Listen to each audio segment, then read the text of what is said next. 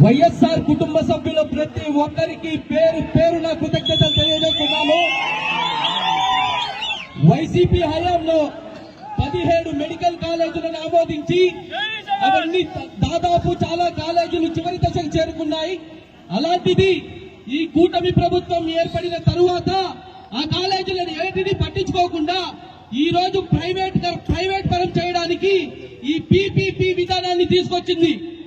ఈ పీపీపీ విధానం ఏంటంటే కూటమి ప్రభుత్వం ప్రజల యొక్క సొమ్ముని ప్రణాళికబద్ధంగా లూటీ చేయడానికి ఏర్పరిచినటువంటిదే ఈ ప్రైవేట్ పబ్లిక్ పార్ట్నర్షిప్. 15 సంవత్సరాలు ముఖ్యమంత్రిగా ఉన్నారు. 25 సంవత్సరాలు తెలుగుదేశం పార్టీ అధికారంలో ఉంది. 40 ఏళ్ల ఇండస్ట్రీ అంటాడు. ఏఐ టెక్నాలజీని కనుక్కుంది నేనే అంటాడు. గూగుల్ సృష్టికర్త నేనే అంటాడు. నీ హయాంలో ఏ రోజైనా నువ్వు ఒక్క మెడికల్ కాలేజ్ అయినా కట్టావా? కనీసం మెడికల్ కాలేజ్ యొక్క పునాది రాయిని నువ్వు నాటినావా అని మన యువకులుగా ఈరోజు ప్రశ్నిస్తున్నాం.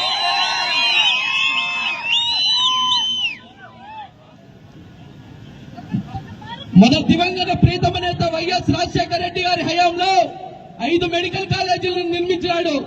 ఉమ్మడి ఆంధ్రప్రదేశ్ రాష్ట్రంలో ఆరోగ్యశ్రీ అనే పథకాన్ని ప్రవేశపెట్టి రాష్ట్రమంతా పేద ప్రజలకు ప్రతి ఒక్కరికి ప్రైవేట్ హాస్పిటల్లో ఉచిత వైద్యం అందించిన ఘనత మన వైఎస్ రాజశేఖర రెడ్డి గారిది. అదే స్ఫూర్తితో ఆయన కుమారుడు 2019లో ముఖ్యమంత్రిగా అధికారం చేపట్టి 2 సంవత్సరాలు కరోనాతో కొట్టుమిట్టాడుతోంది. మన దేశమే కాదు ప్రపంచ వ్యాప్తంగా ప్రతి ఒక్క దేశం అతలాకుతలమైంది. అటువంటి పరిస్థితుల్లో నూతనంగా ముఖ్యమంత్రిగా ఎన్నికైనటువంటి వైఎస్ జగన్మోహన్ రెడ్డి గారు అధికారం చేపట్టిన 6 నెలల్లోనే ప్రతి ఒక్క సంక్షేమాన్ని ఇంటింటికి ప్రవేశపెట్టాడు. ఆ కరోనా మహమ్మారి 2 సంవత్సరాలు రాష్ట్రంలో ఉన్న 3వ సంవత్సరం 17 మెడికల్ కాలేజీలను స్థాపించి అందులో ఇదే సెప్టెంబర్ 2 ఏళ్ల ముందు సెప్టెంబర్ 15వ తేదీన మన మాజీ ముఖ్యమంత్రి వర్యులు వైఎస్ జగన్మోహన్ రెడ్డి గారు 5 మెడికల్ కాలేజీలని ఓపెన్ చేయడం జరిగింది. చంద్రబాబు నాయుడు గారిని ఈ వేదిక నుంచి ఒకటే అడుగుతున్నా. మొన్న మీరు అనంతపురంలో సూపర్ 6 సూపర్ హిట్, అది సూపర్ హిట్ కాదు సూపర్ ఫట్, ఆ వేదికలో మీరు మాట్లాడుతూ ఈ మాజీ ముఖ్యమంత్రి ఒక్క మెడికల్ కాలేజీనైనా కట్టినాడా అని అడిగినారు. చంద్రబాబు నాయుడు గారు కళ్ళు పెద్దవి చేసి చూడండి. ఈ రోజు 19/9/2025 వైఎస్ఆర్ జిల్లా పులివెందల గడ్డపైన ఉన్న పులివెందల పులి వైఎస్ జగన్మోహన్ రెడ్డి గారు ప్రభుత్వ మెడికల్ హాస్పిటల్, ప్రభుత్వ జనరల్ హాస్పిటల్, ప్రభుత్వ మెడికల్ కాలేజ్. ఎవరైనా మన రాష్ట్రంలో కాలేజీలు మనం ఏర్పరచుకొని మన పిల్లలు ఆ కాలేజీల్లో చదివి ఈ పేద ప్రజలకి వాళ్ళు ఉచితంగా వైద్యం చేస్తే ఎంత గొప్పగా ఉంటుంది. గవర్నమెంట్ హాస్పిటళ్లలో చేసే వైద్యం సేవతో సమానం. చంద్రబాబు నాయుడు గారు మనకు ఆనుకొనున్న పక్క రాష్ట్రాలు చూడండి, తమిళనాడు, కేరళ, వాళ్ళ ప్రభుత్వ హాస్పిటల్ని వాళ్లే నడిపించుకుంటూ వాళ్ళు ప్రజలకి ఉచితంగా వైద్యం అందిస్తూ ఆరోగ్యవంతంగా ఉన్నారు. మీకు ఈ సభాముఖంగా ఒక విషయం చెప్పాలనుకుంటున్నా. నంద్యాల మెడికల్ కాలేజీలో అయినటువంటి ఒక ప్రొఫెసర్ ఒక మాట అన్నాడు. వైఎస్ జగన్మోహన్ రెడ్డి గారు నిర్మించిన ప్రభుత్వ కళాశాలలో మెడికల్ కాలేజీల్లో తరగతి గదులు అత్యాధునికంగా ఉన్నాయి. దేశ చరిత్రలో ఎక్కడా లేనటువంటి విధంగా ఉన్నాయి. ఆయన ఏ స్వార్థం కోసమో, ఆయన స్వార్థంగా సంపాదించుకోవడం కోసమో ఈ మెడికల్ కాలేజీలని కట్టలేదు. కేవలం ఆంధ్రప్రదేశ్ రాష్ట్రంలో ఉన్నటువంటి ప్రతి పేద విద్యార్థికి మెడికల్ వైద్య విద్యను అందించాలనే తపనతో ఈ రోజు ఈ కాలేజీలను నిర్మించడం జరిగింది. ఇంకోటి చెప్పాలనుకుంటున్నా.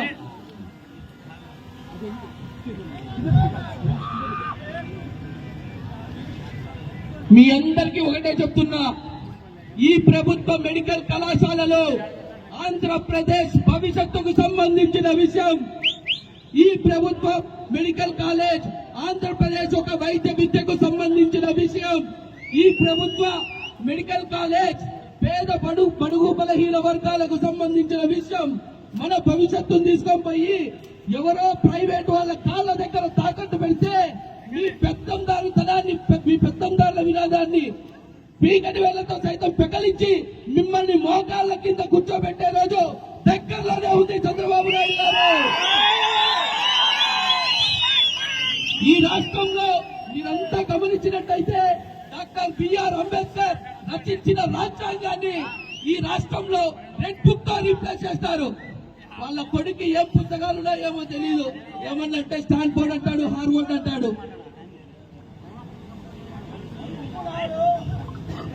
అది అందరికీ తెలిసింది.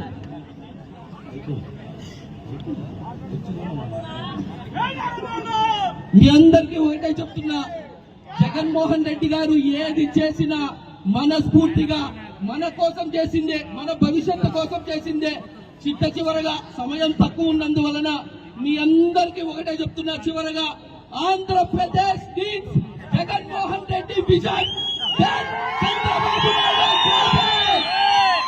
మీరు ఈ పోరాటాలలో మా వైసీపీ కార్యకర్తల పైన ఎన్ని కేసులు పెట్టినా, మీ పోలీసులతో, మీ టీడీపీ గుండాలతో మమ్మల్ని కొట్టించినా మేము వెనకడి వేసే ప్రసక్తే లేదు.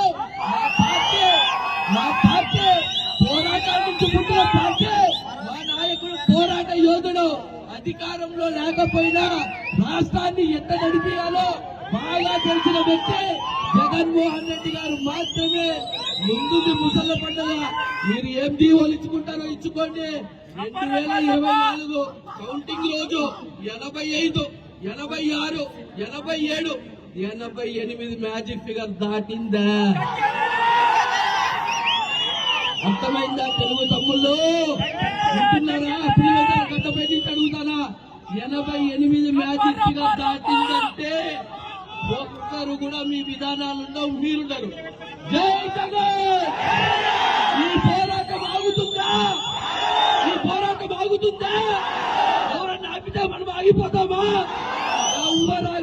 ఎవ్వడు వెనక్కి తిరిగి చూసే ప్రసక్తే లేదు. ఇక్కడ ఉండేదంతా జగనన్న సైనికులు. జై జగన్! జై వైఎస్ఆర్సీపీ! జై వైఎస్ఆర్సీపీ! గతంలో మన ప్రీతమ నాయకుడు జగన్మోహన్ రెడ్డి గారు కరోనా లాంటి సంక్షోభంలో కూడా ఆయన సంక్షేమ పథకాలు ఇచ్చిన చరిత్ర జగన్మోహన్ రెడ్డి గారిది. అటువంటి క్లిష్ట పరిస్థితుల్లో కూడా ఎక్కడ అభివృద్ధి ఆపకుండా మనకు మెడికల్ కాలేజీలు కానివ్వండి, సచివాలయాలు కానివ్వండి, రైతు భరోసాలు కానివ్వండి, ఇవన్నీ మొత్తం నా ప్రజలకు ఎవరు కష్టపడకూడదని చెప్పేసి జగన్మోహన్ రెడ్డి గారు స్థాపించడం జరిగింది. ఈ రోజు నేను ఉప ముఖ్యమంత్రి పవన్ కళ్యాణ్ ఒక విషయం అడదలుచుకున్నా. ఆయన నేను పార్టీ పెట్టిందే ప్రశ్నించడానికి నువ్వు ఎక్కడున్నాయేమో పవన్ కళ్యాణ్ ఎక్కడున్నావు? కనీసము మీరు కొత్త కన్స్ట్రక్షన్లు కట్టకపోయినా ఆ జగన్మోహన్ రెడ్డి గారు కట్టినటువంటి బిల్డింగ్స్ అయితేనేమి, కాలేజీ అయితేనేమి ఆపాల నువ్వు ప్రశ్నించాలి. ఎక్కడ పవన్ కళ్యాణ్ ఎక్కడున్నావు? దయచేసి మేము ఈ ప్రక్రియను అడ్డుకుంటాం. మేము విద్యార్థి విభాగం కానివ్వండి, యువత విభాగం కానివ్వండి, అన్ని అనుబంధ సంస్థలు, ప్రజలు, నాయకులు ప్రతి ఒక్కరూ ఈ మెడికల్ కాలేజ్ రద్దుని వెంటనే మీరు రద్దు చేయాలి. ఆ జీవన రద్దు చేసేంత వరకు జగన్మోహన్ రెడ్డి గారి నాయకత్వంలో మేము పోరాడతాం. అదేవిధంగా మీరు ప్రజలు కానివ్వండి, విద్యార్థులు కానివ్వండి, మీ ఆశయాల కోసం మేము నాయకులు, కార్యకర్తలం, మేము చనిపోవడానికి సిద్ధంగా ఉన్నాం. మా కుటుంబాలను చూసుకోవడానికి మా అధినాయకుడు జగన్మోహన్ రెడ్డి గారు. ఎందుకంటే పోలీస్ స్టేషన్లో కాదు ఎవరిని భయపడాల్సిన అవసరం లేదు. మీరు ఎంతమందిని లోపలేస్తారు, ఎంతమందిని చంపుతారు, ఒక్కడిని చంపితే 1 కోటి మంది పుడతారు. ఈ విషయం అందరూ గుర్తుపెట్టుకోండి. జై జగన్! నాయకత్వం! జై జగన్! Thank you Khan. ఇప్పుడు శ్రీకాంత్